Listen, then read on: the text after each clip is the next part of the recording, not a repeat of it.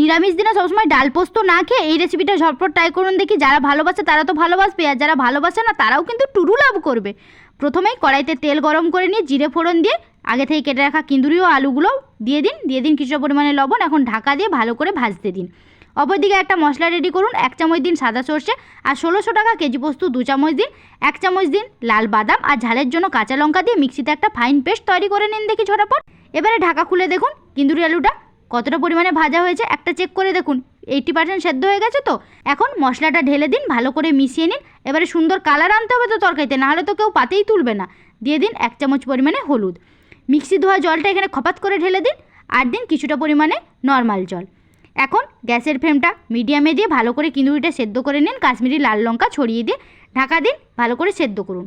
যখন দেখবেন এরকম মাখো মাখো হয়ে গেছে এই দিন 1 চামচ পরিমাণে সরষের তেল। যারা কিন্দুরি ভালোবাসে না তারাও এই রেসিপি পাতে পেলে বলবে আই লাভ ইউ।